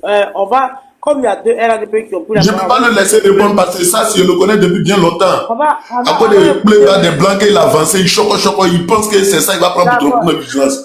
Même si nos Français n'est pas français, mon français de Bouton, là, on n'est pas bête, hein. Tu ne peux pas venir nous mentir ici encore une fois. Quelque chose qui s'est passé en 70, tu viens porter courant de ça à Ouattara, par rapport à quoi? C'est bon. C'est bon, c'est bon. Oui, Das, on t'écoute. Ta prise de parole sur le nouveau sujet, parce que à la prochaine personne, vas-y. Das, le nouveau sujet, violence politique en Côte d'Ivoire, qui sont les responsables? Les casse là. Tu es là? Das, oui, non. Ah, mais je suis là. Moi, quand on prend la parole et que toutes les paroles sont teintées d'émotions négatives et des gens dans tous les cas, qui ne vont même pas au fond des sujets pour comprendre qu'est-ce qui s'est passé. Ils veulent raconter toutes les baves pour qu'on les entende. Et on va bien les entendre. Mais la vérité ne sera jamais dans tout ce qu'ils racontent. Parce que l'histoire, ce sont des faits et les faits sont sacrés. Pourquoi est-ce qu'il y a eu le bouillonnement à l'université en 1990? Seuls ceux qui étaient à l'université pendant cette période-là peuvent peut-être dire ce qui s'est passé. Et ceux qui ont fait l'école même juste avant 1990 peuvent dire quelles sont les entraves qui ont été mises sur la route des élèves pour ne pas qu'ils atteignent l'université. Il y avait un examen qu'on appelait le bac probatoire. Après le bac probatoire, c'était le bac 1. Tout ça là, on mettait ça pour ne pas que les gens partent à l'université parce qu'il n'y avait pas de structure d'accueil dans les universités. Et quand finalement vous arrivez à l'université, ce qui se passe là-bas, là, il faut se battre comme un beau diable pour que tu puisses faire les études et puis avoir des diplômes. Mais à l'intérieur des campus et de ce qui se passe, ce n'est pas donné. Et les syndicats dont on parle là, avant que la FESI même ne naisse, il y avait un autre syndicat qui était là. Est-ce que ce syndicat-là faisait mieux que la FESI? Non. C'était la même chose. La FESI n'était que proche des mouvements de gauche. Et les mouvements de gauche là, ceux qui savent ce qui s'est passé en 1990 savent très bien que il y a beaucoup de mouvements de gauche qui se sont créés en 1990. Il n'y avait pas que Gbagbo. Gbagbo seul là, ses épaules là sont frêles devant tous ces mouvements de gauche qui se sont créés. Pour ceux qui ne savent pas, Karamoko Yayoro était de la FESI. Mais Karamoko Yayoro là, il était le président de la jeunesse du RDR. Est-ce que lui, Karamoko Yayoro, il est allé à l'école de M. Ouattara pour être secrétaire général président de la jeunesse du RDR. Odié Tchakoré, mais informez-vous avant de venir pondre des inerties sur les panels. Informez-vous. La FESI là, ça formait beaucoup de gens. Et cette formation-là a été distillée dans tous les partis politiques. Le premier secrétaire général de la FESI, Aipo Martial, aujourd'hui, il milite dans quel parti? Il est au PDCI. Il est au PDCI. Blé Goudé, même dont on parle là, il n'a jamais été au FI. Il a créé son mouvement aujourd'hui. S'il a été proche de Laurent Gbagbo dans les années 2000, il n'était pas dans le FI. Soro Guillaume était plus proche d'Alassane Ouattara. Donc, quand vous voulez parler de la FESI et que vous collez tous ceux qui sont de la FESI à Laurent Gbagbo, là, ouvrez bien vos yeux et puis informez-vous pour savoir exactement qu'est-ce que la FESI a fait et pourquoi est-ce que la FESI est devenue violente. Quand vous violentez des étudiants qui sont sur un campus, qui ne demandent qu'à aller à l'école, eux aussi, ils sont dans une position de tribu assiégée. Et ils réagissent de cette façon. Qu'est-ce que vous voulez? Il fallait bien que ceux qui étaient là-bas aussi puissent vivre. Bref, de toutes les façons, ceux qui en parlent ne savent même pas de quoi ils parlent. Donc, je peux les laisser, ils vont pondre tout ce qu'ils peuvent baver et puis vomir tout ce qu'ils veulent vomir et puis ravaler ça s'ils le veulent. Parce que quand on veut confronter tout ce qu'il y a à la réalité, ça ne tient pas. On parle de la FESI. C'est pas la FESI qui a fait qu'il y a eu la rébellion. Quand les gens ont envoyé, ils ont dit qu'ils étaient marginalisés là. La marginalisation là est quittée où? Et pourquoi ils ont été marginalisés? Est-ce que c'est la FESI qui a créé la marginalisation, qui dit que au nord là-bas, les gens disent qu'ils sont marginalisés? C'est la FESI qui a créé ça. C'est la marginalisation là qui a envoyé la guerre. Et puis les gens ont créé leur rébellion, la rébellion là. Tout ce que les gens ont créé comme société, qui était à Boaké là, tout a été phagocyté. Les gens sont morts, cadeaux. Leurs sociétés ont été récupérées par les gens du RDR. Vous avez fait le bilan de ça?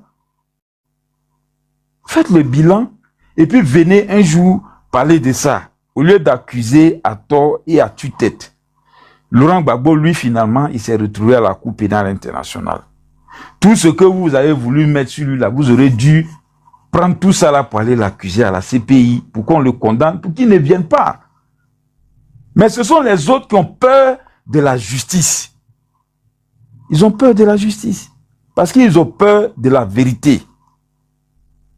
Mais on ne va pas rester là toujours en train de ravaler les mêmes bêtises.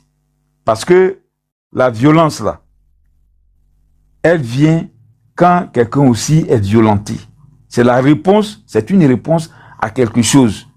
Moi, j'étais à la cité à Yopougon, à la cité universitaire de Yopougon. Quand la FIRPAC est rentrée sur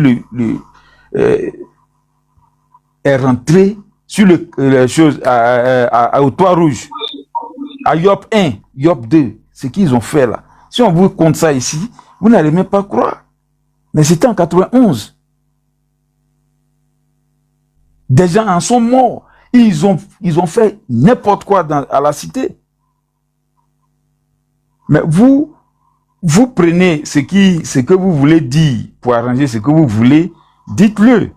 Mais si vous voulez parler, allez-y au moins savoir ce qui s'est passé dans ces cités-là pour que les étudiants soient devenus aussi violents. C'est parce qu'ils étaient aussi violentés.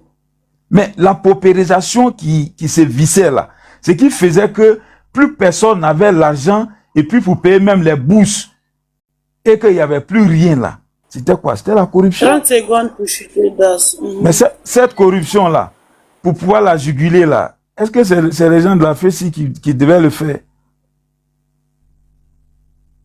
Ben donc, si vous voulez accuser celui que vous voulez accuser, la violence politique là, c'est quitter là. Ceux qui sont dans un camp, ils vont dire que c'est ceux-là qui ont envoyé. Les autres vont rester de l'autre côté, ils vont dire que c'est ceux-là qui ont envoyé. Moi, je vais faire des analyses, mais je n'ai même pas l'envie parce que ceux qui parlent, ils n'ont pas le niveau du débat pour qu'on puisse déterminer d'où la violence est venue. Parce qu'ils sont dans des tribus assiégées. Et ils pensent que eux, ils ont le monopole de la vérité. Donc moi, je leur conseille ça. C'est pourquoi je ferme mon micro. Merci. D'accord. Just motion en 2 minutes, s'il te plaît. Passez la parole à OBV. Merci. Just Piment, fais ta motion, tu as 2 minutes. Voilà, c'est 1 minute. Mais on va lire un article rapidement là. Je suis actuellement sur Google, sur Abidjan.net, voilà. On parle des guébiers. C'est-à-dire que les premiers, ceux même qui ont commencé une petite rébellion, c'est les BT. Hein. Vous les BT là, vous êtes partout quoi. Hein? Écoutez, voilà l'article qui est là. On va lire un peu l'article concernant Guébier. Voilà, on va lire rapidement. C'est tellement bon. On dit ainsi, commençant en 1970, les incidents de Gagnoa ou l'affaire Krabé Niabré, natif du village de Gaba, BT, dans le canton de Guébié, à la tête d'une centaine de membres de son parti, le Parti national africain armé de fusils. Un parti national, un parti armé de fusils. Donc ça veut dire que la violence même là, ça a commencé même chez les BT. Armé de fusils et de machettes, assiègent la ville de Gagnoa. Ils descendent le drapeau tricolore, orange, blanc, vert, symbole de la nation ivoirienne, et érigent leur propre drapeau. C'est-à-dire que dans un pays, ils ont voulu faire un autre pays. C'est-à-dire que vous là, vous êtes piqués des rebelles. Donc, et Krabé Niabré proclame la République unie. Donc, il s'autoproclame chancelier et commandant en chef de l'armée populaire nationaliste. Il publie les manifestations, la programmation aux tribus de Buni, une condition qu'il appelle la loi organique de l'État de Buni. Il forme un gouvernement avec des ministres essentiellement BT. BT. Tiakou, les BT. Ça vous allez parler de rébellion. Vous êtes les premiers qui ont commencé la rébellion. Voilà, donc c'était juste pour faire une petite parenthèse, un petit clin d'œil. Et je vais dire qu'ils ont été matés. Je vais dire, monsieur Das, les BT là, quand vous avez commencé votre rébellion là, et puis vous avez descendu le drapeau là, le président Oufoué n'a pas dit oui, ce sont des Ivoiriens, ils l'ont maté. Krabé Niabré a été maté. Votre rébellion a été matée dans l'œuf. Donc arrêtez un peu votre histoire de rébellion, tuer. Si vous savez très bien que la rébellion tue. Mais votre président Gbagbo là, il pouvait mater la rébellion. Il attendait quoi? L'armée était à sa solde. Il pouvait faire comme Oufoué Boigny. Il attendait quoi? Vous avez commencé une rébellion, vous êtes maté. Une rébellion, c'est mat. Et en Éthiopie, la rébellion a pu échouer parce que la présidente n'a pas pu mater la rébellion. Elle a démissionné. Dans les normes, le président Gbagbo devait démissionner. Donc, c'est ce débat de rébellion là, qu'on tourne la page à cela. Et puis, qu'on avance. C'est tout ce qu'il peut vous dire. C'est mieux. Oui, Kofi, tu as 2 minutes rapidement. Il a passé la parole à... Excuse-moi, Nina. Nina, excuse-moi, 1 minute.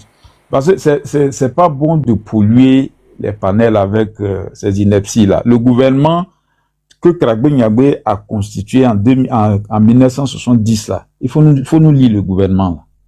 Là. Le gouvernement BT qui l'a constitué, il faut lire ça. Puisque c'est toi qui connais cette histoire-là, lis le gouvernement qui l'a constitué, qui est BT, là. Faut lire ça. L'article que nous avons lu tout à l'heure, là, c'est moi qui ai écrit. Non, mais si l'article n'a rien à dire, il ne faut pas venir mentir aussi aux gens. C'est moi qui ai écrit l'article là. Si tu ne connais rien, si tu veux venir dire des choses sur un panel, il faut te documenter. Mais faut pas venir faire l'inquiétude. Moi, ici, né en 1970, c'est moi qui ai écrit l'article. Il faut te renseigner d'abord avant de venir parler. Il a écrit gouvernement BT. Tu connais rien, tu viens, tu racontes. Vous avez commencé la rébellion en premier, vous avez voulu créer un pays. Il a créé un gouvernement BT. Si le nom des ministres qu'il a nommé là, faut citer leur nom là. À l'époque, et puis vous plaignez à chaque fois. Vous mentez comme ça même. On va dormir. Si tu n'as rien à dire, tu t'en ramassé n'importe quoi sur Google. L'article de devoir de mémoire là, c'est moi qui ai écrit. Moi, Jess Pima, là, je suis né en 70. L'histoire là, tu ne connais rien, il faut te taire. L'histoire de Cuba là, moi c'est pas tout ce qui est sur Internet qui est la vérité. Moi, j'ai étudié l'histoire de Cuba. C'est pas tout ce qui est vrai qui est sur Google. Donc, si vous voulez venir parler là, renseignez-vous. Maintenant, toi, veux me donner la version. Pourquoi le Guébié là, ton Krabé Niabré a été maté? Il a fait une rébellion, il a voulu créer un pays d'un pays. Tu ne connais rien, il faut fermer ton micro. Il a dit le pays est uni. Voilà pourquoi il a été maté et le président Oufoué a joué son rôle de chef d'État. Et c'est ce qu'on vous demande et que vous n'avez pas pu faire avec les rebelles que vous attaquez, vous insultez. Alors. Merci, fermez mon micro. Merci Kofi, tu as 2 minutes, tu vas passer la parole au prochain intervenant. Pardon. Non, merci de m'avoir donné 2 minutes de motion, mais ça va prendre 2 minutes, voilà. Tout à l'heure, tu as comment on appelle même, ce que tu as mis comment on appelle, voilà, l'outil, c'est qui les responsables de la violence politique ici en Côte d'Ivoire. Tu as dit ça à Das. Das a fait son développé. Maintenant, moi, je voulais poser une question à Das. Das, ce qui s'est passé avec les Guébiés là, c'est une violence politique ou pas? Parce que tu as fait un développé sans toucher la partie là. C'est ma question pour Das. Ce qui s'est passé avec les Guébiers en 70, ici en Côte d'Ivoire, ça fait partie de la violence politique ou pas? Parce que tout à l'heure, tu as fait ton déroulé sans nous parler de l'année 70 avec les Guébiers. Tu as commencé en 90 pour venir. Voilà, c'était ma question pour Das. Merci. Ok. Monsieur Mohamed, si vous voulez parler de ce qu'on appelle d'abord quand on parle de violence politique, ça englobe beaucoup de choses. Quand Houphouët Boigny prend le pouvoir en 1960, là, il y a une paranoïa qui est venue sur lui. Il dit que les gens veulent lui faire des coups d'État. Il a arrêté presque tous les intellectuels qui pouvaient menacer son pouvoir. Selon lui, même Kona Bani, qui était ministre de la Défense de Houphouët Boigny après, là, il a été arrêté aussi. Ernest Bouka a été arrêté. Samba Diarra a été arrêté. Même le papa de Tidjane Thiam a été arrêté. Dans cette prison d'Assabou, là, c'est là-bas que Ernest Bouka est décédé. Il a été pendu comme Ali Nofaso qui dernièrement on dit qu'il s'est pendu dans sa cellule. Il est mort dans sa cellule. Et on dit non qu'il s'est pendu, mais tout le monde sait bien qu'il a été assassiné. À cause de ça, Houphouët Boigny n'a jamais pu aller au pays à baie jusqu'à il est décédé. Quand tu laisses ça, après, Houphouët est venu reconnaître que ce qu'il a fait là, c'était pas bon, parce que ceux qui l'ont accusé là, ils n'ont rien fait. Il est venu s'excuser publiquement. C'est ça un homme politique. Après, ce qui s'est passé en 1970 là, Krabbe Nyame, ce qu'il voulait, c'était quoi? Il dit qu'il voulait créer un parti politique. Mais l'article 7 de la Constitution de 58 et même de 61 là, ça était là et ça consacrait le multipartisme. Il fallait juste activer ça pour que ceux qui voulaient créer des partis politiques en Côte d'Ivoire puissent les créer. C'est le fait de museler tous ceux qui voulaient s'exprimer là. C'est ça qui a provoqué ce qui s'est passé en 1970. Est-ce que c'était une violence? Oui, c'était une violence politique. Puisque Houphouët a envoyé dans le pays à Gaba et dans les autres villages une équipe de militaires pour aller maintenir l'ordre. Et ce maintien d'ordre-là a provoqué plus de 4000 Djali. Donc, c'est grave. C'est pas quelque chose dont on parle. D'accord, Das, il faut chuter. C'est pas quelque chose qu'on prend, avec lequel on peut parler en 1 minute ou bien 30 secondes. Voilà. C'est une violence politique. Merci Das pour ton développement. Donc la violence politique, c'est ni le RDR, ni le FPI, ni le RHDP, ni le PPACI. La violence politique ici en Côte d'Ivoire a commencé depuis bien longtemps. C'est ce que tu nous fais croire, c'est ça? Mais bien sûr, la violence politique n'a pas commencé. Ok, merci Das. Donc tout le monde a entendu sur le panel. Hein. Merci. Bon, il peut passer la parole à M. Obeve maintenant. M. Obeve, allez-y. On vous écoute. Ok, bonsoir à tous. Bonsoir Nina. Oui, bonsoir. Ok. Ben, j'ai entendu plein de choses qui ont été dites et surtout, voilà, cet inculte de SAS qui a vociféré ici, voilà. Il a montré ses limites, toujours en train de vociférer dans les micros, en train de parler des choses. C'est ce que je voulais dire à SAS. Il faut qu'il essaie de, voilà, il faut pas qu'il fasse comme Tidjane Thiam. Il faut qu'il essaie de venir en Côte d'Ivoire un peu. Parce que tellement resté en dehors de la Côte d'Ivoire, maintenant même, il pense que la politique, maintenant, il pense que c'est le mensonge. En parlant même de Guébier, je pense que l'histoire de Guébier, c'est lui qui vient avec en disant que Ouattara, il implique Ouattara dans l'histoire de Guébier. C'est-à-dire des histoires qu'il ne connaît pas, mais voilà, toujours en train de partir, comme on dit, dans la manipulation. Mais ce n'est pas grave, on va aller. Quand on nous parle de la violence politique, c'est vrai, des gens peuvent aller jusqu'en 1960, jusqu'au temps de l'indépendance. Mais aujourd'hui, quand on parle, je pense que quand Nina a fait ce panel, c'est pour parler des hommes politiques actuels qui sont là. Donc, nous disons, parmi les hommes politiques qui sont là actuellement, personne ne peut dire que quelqu'un a envoyé ici, c'est pas Laurent Gbagbo. Parce qu'en 90, nous avons vu qui a saccagé les unes. les participants de quel parti politique qui ont saccagé les urnes en 90. Et c'est là que ça a commencé. Et en 92, ils ont voulu faire des marches avec des goudins et des machettes et tout. Jusqu'à lui-même, il a été mis en prison en 92. Donc, venez nous dire aujourd'hui qui a créé les violences et aller jusqu'en 70 ou en 60 là-bas. Je pense que ça, c'est peut-être voilà, manipuler la conscience aujourd'hui.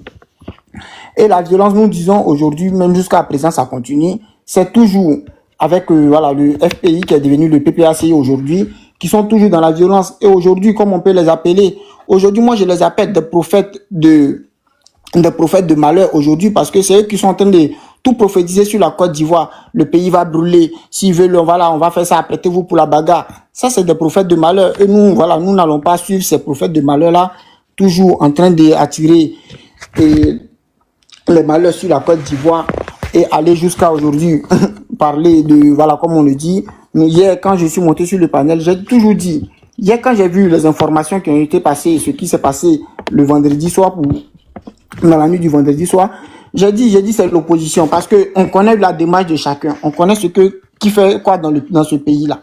Et aujourd'hui, je pense que le temps me donne raison. Nous avons vu les arrestations qui ont été faites. Et on sait, ces gens-là viennent de quel parti politique. Donc, c'est toujours le PPACI. C'est toujours le PPACI. Comme on le dit toujours, notre conscience ne nous trompe pas. On connaît dans ce pays qui fait quoi et qui est qui dans ce pays. Donc, parlant de la rébellion, j'ai vu l'autre qui était monté en nous disant que la rébellion, voilà, tous les gens qui ont fait la rébellion, ils sont là. Ouattara n'a pas fait la lumière sur la rébellion. Mais j'aimerais dire, arriver un moment, il faut qu'ils soient sérieux avec eux-mêmes, leur conscience. Parce que tu me dis, Ouattara n'a pas fait la lumière sur la rébellion. Mais votre mentor, il était au pouvoir. Et celui qui a dit celui qui a assumé qu'il était le chef rebelle, voilà, pourquoi il est devenu rebelle, mais il était le premier ministre de votre mentor. Peu importe les accords, peu importe si vous voulez qu'on viole tous les accords. Mais pourquoi il n'a pas jugé, pourquoi il n'a pas jeté en prison? Arrivé un moment, il faut qu'on soit sérieux.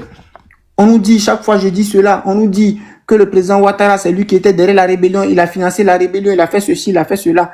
Mais arrivé un moment, prenez le président Laurent Gbagbo au sérieux. Le président Laurent Gbagbo était président. Le président Ouattara vivait en Côte d'Ivoire, à Abidjan. Le président Laurent Gbagbo vivait à Abidjan. Il n'a jamais été inquiété. C'est-à-dire quelqu'un qui est en train de détruire ton pays, qui est en train de tuer, comme vous êtes en train de le dire, qui est en train de tuer tes populations. Mais il est à Abidjan, tu es à Abidjan. Tu ne peux pas l'arrêter. Mais arrivé un moment, il faut démissionner. Tu ne peux pas l'arrêter, tu ne peux pas le juger. Il est toujours dans la même ville que toi. Mais arrivé un moment, prenez le président Laurent Gbagbo au sérieux. Vous vous dites, je ne suis pas sympathisant de Laurent Gbagbo, je suis partisan de Laurent Gbagbo. Mais vous ne le prenez pas au sérieux. Aujourd'hui, voici avec le président Ouattara, nous voyons tous ceux qui font des violences, même tous ceux que vous avez fait avant-hier, mais vous allez tous être arrêtés. Et moi, je dis encore, même la marche du 9, encore, il faut que ça soit annulé. S'ils n'ont pas haut itinéraire, il faut que cette marche ne doit pas avoir lieu. Parce qu'ils veulent bloquer Abidjan. Parce que faire des marches sur le boulevard VGE, c'est bloquer tous les 3 ponts. C'est bloquer tous les 3 ponts. Quelqu'un qui doit quitter Abobo pour aller à l'aéroport, il ne peut plus partir. Quelqu'un qui doit quitter Yopougon pour aller à l'aéroport, il ne peut pas. À Niamey, partout. C'est-à-dire c'est bloqué à Abidjan. Donc, à cause de vous, personne ne doit voyager. Personne ne doit faire quelque chose. Mais si vous n'avez pas haut itinéraire, moi, si je pouvais peut-être voilà, communiquer au préfet de police, j'allais dire, il allait annuler encore. Si vous voulez aller faire Yamoussoukro, allez faire ailleurs. Allez faire Man, allez faire ailleurs. Arrivé un moment, il faut que, voilà, comme on le dit toujours, les prophètes de malheur, ils veulent brûler la Côte d'Ivoire et essayer de voilà, ramener la violence. Et nous disons, la violence, c'est le PPACI depuis au temps du FPI, qui l'ont commencé en 90 avec le président Houphouët-Boigny. Vous l'avez commencé, vous avez saccagé les urnes, nous avons vu des professeurs même qui ont pris les urnes pour aller jusqu'à chez eux à la maison, ce qui ne s'est jamais passé en Côte d'Ivoire, mais nous avons vu. Et quand on parle encore, j'ai entendu grand frère Das parler, de dire que la violence des Fessis, ça commence, voilà, c'est parce qu'ils ont été, comme on le dit, ils ont été empêchés, voilà, c'est la violence qui appelle la violence. Mais j'aimerais dire, pendant que le président Gbagbo était au pouvoir, donc ils étaient encore maltraités, ces Fessis-là. Parce que tous ces débordements qu'ils ont fait pendant que le président Laurent Gbagbo était au pouvoir, mais c'est grave que tout. C'est les plus graves délits même de la Fessis, ils l'ont fait sous le président Laurent Gbagbo. Donc, tu vas me dire qu'en ce moment, ils étaient encore marginalisés ou ils étaient encore, je vais dire quoi, voilà, ils étaient encore violentés. Parce que c'est en ce moment, nous avons vu tous les délits que Surkou a fait, nous avons vu les demi-dieux Tout cela, nous avons vu ce qu'ils ont fait. Et même pas que les F6, parce que les F6 en ce moment, sous Laurent Gbagbo, ils ont été armés. Et on le sait tous ici. Et même pas que les F6, les JPP aussi. C'est pourquoi moi je dis, si on me parle des rebelles, mais moi je dis les rebelles et les JPP, les F6, mais c'est même pareil, ils ont fait les mêmes délits. Parce que les JPP ont torturé des gens, attrapé des gens pour aller avec eux dans les camps, pour les torturer pour rien. Et nous avons vu, nous avons plein de... Voilà, comme on le dit, si chacun veut, comme je le disais, si chacun veut expliquer ici ce qu'il a subi dans cette crise, je pense qu'on ne va jamais quitter ici. Maintenant, j'entends ça, c'est encore comme je le dis, il faut que ce monsieur, il faut qu'il en laisse sa bouche dans la politique ivoirienne. Sinon, arrivé un moment, comme on le dit, c'est des prophètes de malheur, ils vont toujours manipuler les gens sur les panels. On nous dit que c'est Ouattara qui a tué le président Gueye. Mais arrivé un moment, il faut comprendre les gens au sérieux. Quelqu'un qui a tué le président Gueye, il n'a jamais été auditionné pendant que ton mentor était au pouvoir. C'est-à-dire, on tue un président, comme on le dit, bon, il n'était plus président, on tue un général. S'il te plaît, il faut écouter ce qu'on dit, Ok. On tue un général dans un pays, et celui qui a déjà, comme tu le dis, celui qui a déjà, il est au pays, il est à Abidjan, il fuit même pas, il va pas en exil, parce qu'il a déjà, parce que son exil, c'est parce que lui-même, ils ont voulu le dire qu'il allait en exil de 2003, après il est revenu en 2006. C'est-à-dire, il n'a pas été auditionné, il n'a pas été entendu. Mais arrivé un moment, prenez le président Laurent Gbagbo au sérieux. Vous allez me dire que ce n'était pas un président en ce moment, où il n'avait pas de décision, après il ne pouvait rien faire. Mais s'il ne pouvait rien faire, c'est que la Côte d'Ivoire, on était dans le chaos total. Aujourd'hui, personne ne peut dire à quelqu'un en Côte d'Ivoire pour dire que tu vas t'en sortir comme ça. Merci OBV, merci beaucoup. Merci. Ok, donc, je dis, pour chuter là, je vais dire, moi je dis, même la marche qui vient encore, je pense que le préfet doit prendre des dispositions. Cette marche ne doit pas avoir lieu parce que cette marche, l'itinéraire qui a été donné, bloque tout Abidjan. Comme on le dit, nous devons voyager. Il y a plein de personnes qui doivent voyager, qui vont rater les vols et les billets vont pas être remboursés. Après, c'est ces mêmes-là qui viendront nous dire que le pays est cher, les gens ont brûlé, les gens ont marché. Et voilà, d'autres ont raté les vols, les compagnies n'ont pas donné l'argent, ils n'ont pas remboursé l'argent. Mais arrivé un moment, il faut qu'on prenne les Ivoiriens au sérieux. Et puis j'ai appris que le programme de campagne de PPAC est sorti et elle est vendue à 10 000 francs. Pendant que des gens qui se disent, eux ils sont voilà, pour le peuple et que le pays est cher, mais ils vendent leur programme de campagne à 10 000 francs. Merci. Le truc là s'affiche pas, ils sont en train de lutter avec le puzzle. Attendez un instant. Attendez, je suis en train de faire le puzzle, ça prend pas d'abord. Un instant. Son lèvre va se couper. Ah, mais pourquoi ça refuse? Quelqu'un n'a qu'à passer. Attends, c'est chose qui parle maintenant. Comment il s'appelle? Où il est? Francis, vas-y, c'est à toi. Il vient, ils sont en train de me puzzle là. Francis, vas-y, c'est à toi. Bien, merci bien, Nina. D'accord. Bonsoir, la Côte d'Ivoire profonde. Moi, personnellement, j'ai mal quand j'écoute les apprentis politiques.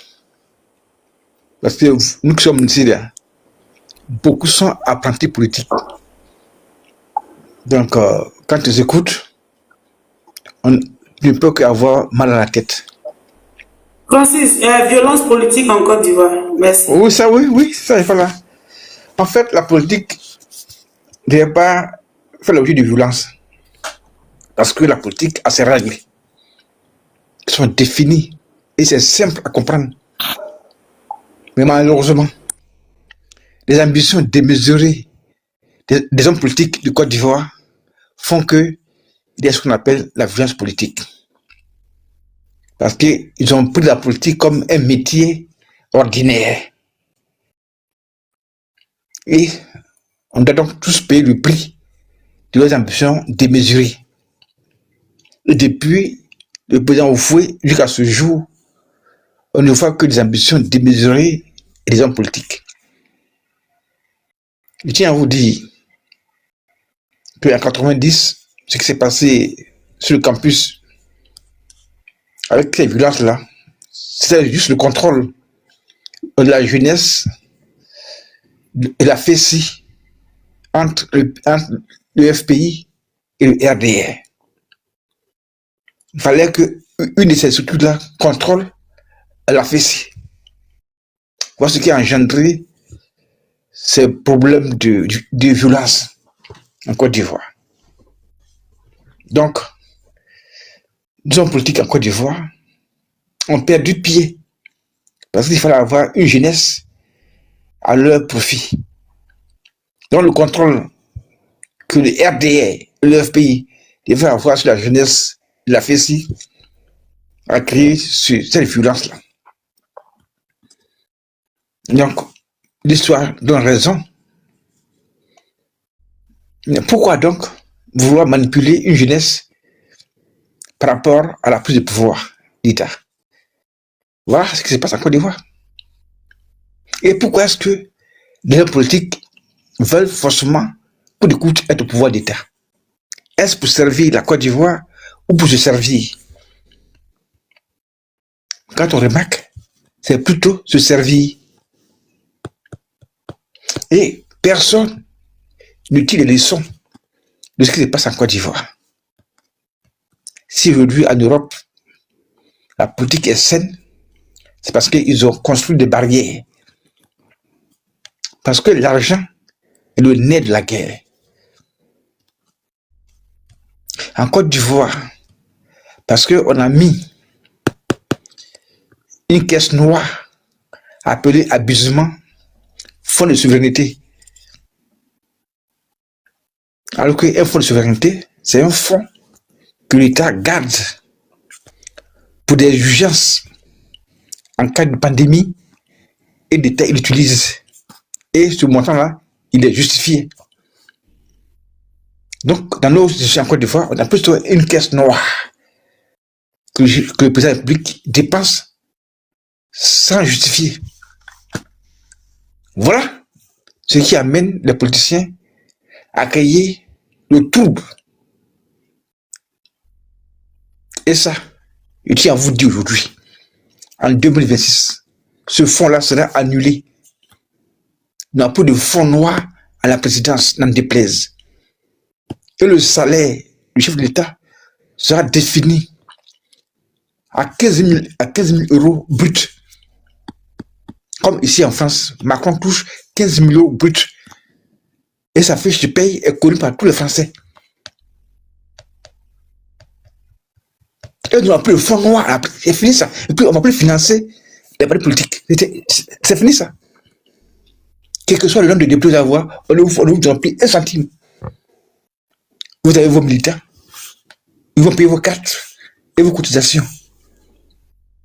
Mais ce que l'État peut faire, elle prend en charge vos dépenses au présidentiel. Et ça encore, l'argent ne vous a pas versé à vous. On va payer l'entreprise avec laquelle vous avez contracté des travaux. Tout sera clair. On va voir si on va encore créer le désordre en Côte d'Ivoire. Voilà ce qui dérange.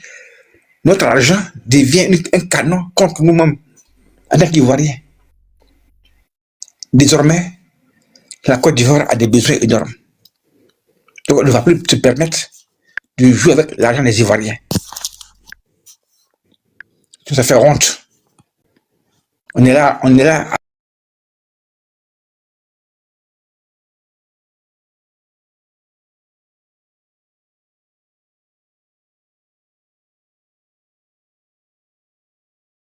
Une fois la discussion entendue, donne ton retour en commentaire.